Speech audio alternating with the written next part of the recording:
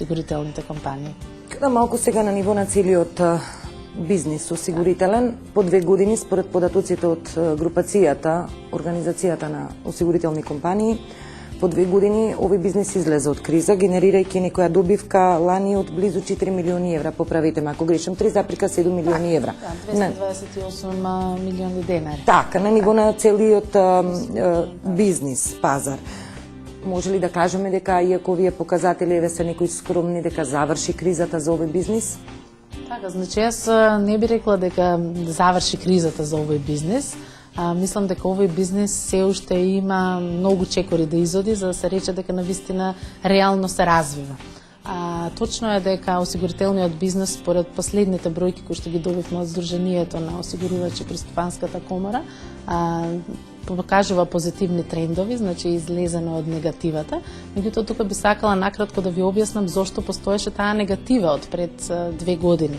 Значи, негативата главно се должи на новата регулатива во пазарот за осигурување. Тука имаме Агенцијата за супервизија на осигурување, која што беше формирана 2009 година. Таа засилено од 2009 па наваму носеше нови регулативи кои што се дефинитивно во насока на подобрување на квалитетот на пазарот на осигурување и заштита на потрошувачите.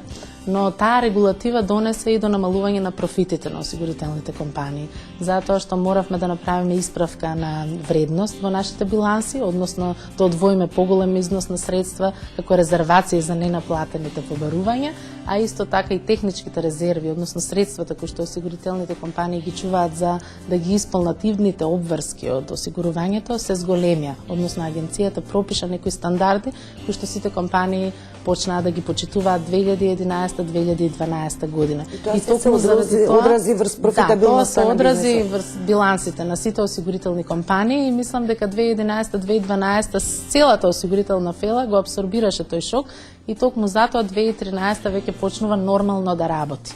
И сметам дека е излезена од таа состојба во која што мораше да направи екстремни прилагодувања во билансите. Сега сме спремни за реален раст.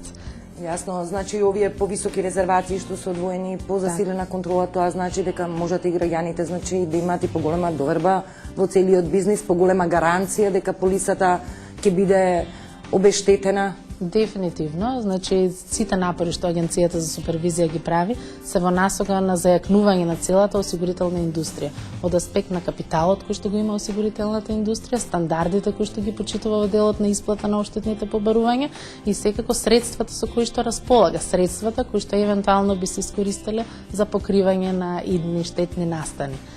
Но тоа што недостасува и тоа што ние сами како осигурителна фела мора да го направиме е развојот на пазарот, вистинскиот развој на пазарот. Затоа што ако не се потрудиме и ние сами како фела, навистина не можеме да дојдеме до значителен развој, затоа што можеби треба да ги смениме продуктите, можеби треба да ја смениме нашата продажна стратегија, за да допреме до граѓаните и до потенцијалните бизнеси. Јасно, по ова последно што го зборувате, значи сваќам дека се уште пазарот не е освоен кај нас, простор за развој има, па од тука и прашањето како котира Македонија во однос на европските стандарди кога зборуваме за осигурување.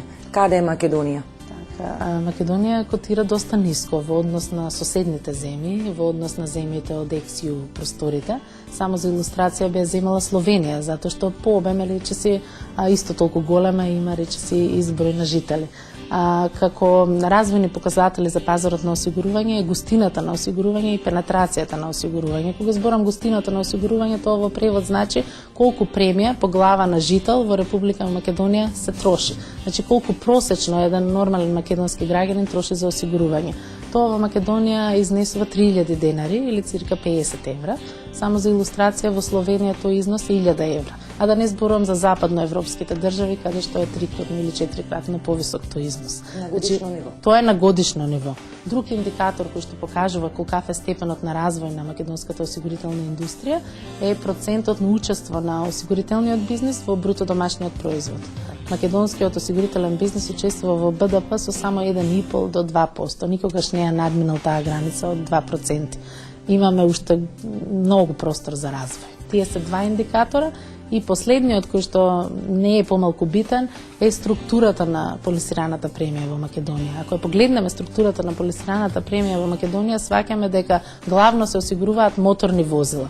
И тоа главно она што е задолжително, значи одговорност кон трети лица при користење на моторни возила. Тоа ни укажува на високо неразвиен пазар. Тогаш логично би ве прашала, Томовска, каде ќе ги барате решенијата како менаџери од овој осигурителен бизнес, за кој што ве велите дека имаме не толку оптимистички бројки, простор за освојување има, каде вие како менаџери ќе ги барате решенијата, можеби во нудење на некои дампинг цени, можеби во нудење на некои покомплексни, поатрактивни пакети или можеби кампањи за информирање на потенцијалните клиенти. Каде ќе го барате решение? Така, значи развојот на осигурителната сфера неминовно е поврзан со растот на реалниот сектор. Растот на реалниот сектор е нешто што неминовно ќе дојде со текот на годините и нормално дека ќе влијае и на осигурителниот сектор. На тоа ние лично во моментот не можеме да влијаеме.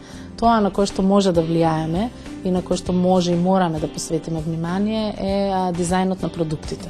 Според мене треба навистина да се замислиме зошто не се продаваат одредени осигурителни продукти и ние како осигурителна фела да направиме редизајн на тие продукти. Тука пред се мислам на продуктите кои што се ритейл продукти, како што е стамбеното осигурување и продуктите за малите и средни предпријатија.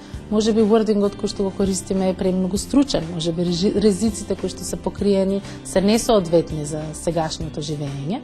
Тоа е во делот на продуктите, кај што сметам дека навистина можеме да направиме едно големо подобрување на дистрибуцијата на осигурителните производи. Исто така мораме да посветиме внимание на начинот на кој што ги продаваме осигурителните продукти. Еве, дел од компаниите, вклучувајќи и мојата, се фокусиравме на онлайн продажбата.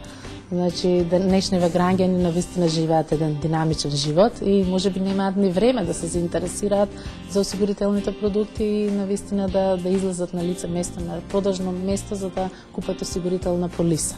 А исто така во делот на продажбата сметам дека осигурителната индустрија досега не посветувала големо внимание на тренингот на своите осигурителни агенти и на начинот на кој што тие ги презентираат производите. Че тие треба сосема транспарентно да го на некој начин објаснат производот, да го искомуницираат, да ги објаснат ризиците кои што се нудат, за да може полесно да ги перцепираат граѓаните и полесно да ги купуваат. Така да, и при крајот на разговорот би ве прашала кои се правата на граѓаните во случај на осигурителна компанија да не постапи по договорената осигурителна полиса. Кои се адресите каде што граѓанинот може да се ги бара своите права? Така, конкретен одговор на вашето прашање е Агенцијата за супервизија на Република Македонија, која што, како што споменав на почетокот на нашиот разговор, беше формирана пред 4 години, токму за да воведе една стабилност на пазарот за осигурување и за да ги заштити потрошувачите. Агенцијата за супервизија на осигурување ги прима сите представки од нашите клиенти, од незадоволни клиенти кои што не можеле спогодбено да го решат оштетното побарување со осигурителната компанија, така да сите потенцијални недоразбирања со осигурителните компании се решаваат од страна на барем Агенцијата за супервизија на осигурување пробува да ги реши заедно со клиентите. Тие имаат едно 50% успешност, значи половина од тие спорови се решаваат од страна на Агенцијата за супервизија на осигурување, што мислам дека е доста висока стапка на позитивно решени спорови.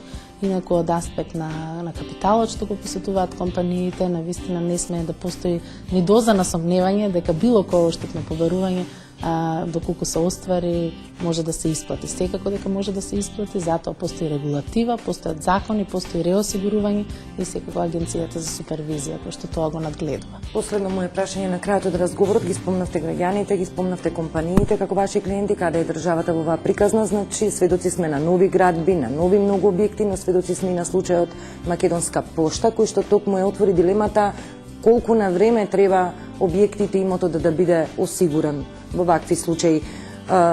Дали државата ги осигурува своите институции? Дефинитивно, значи според законот за јавни набавки, секоја државна институција спроведува постапка за јавна набавка, дали е тоа со електронска аукција или не, зависи од самата институција, меѓутоа дефинитивно сите институции објавуваат тендери на кои што сите ние како осигурителни компании учествуваме и ги осигуруваат своите објекти.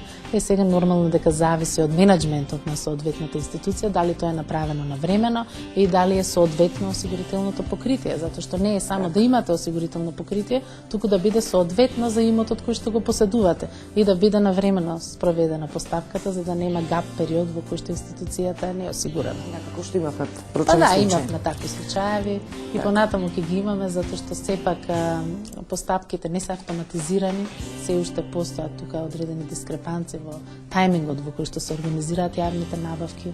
Така да се случува да имаме гап период во кој што институциите се неосигурани, но тоа е се поредка и поредка појава. Така. Марија Томеска, директорка на Eurolink осигурување, ви благодарам за учеството и разговорот. Ви благодарам. Вам, почитувани гледачи, ви благодарам за вниманието. Нова тема најавувам за 7 дена на иста фреквенција. Довидување.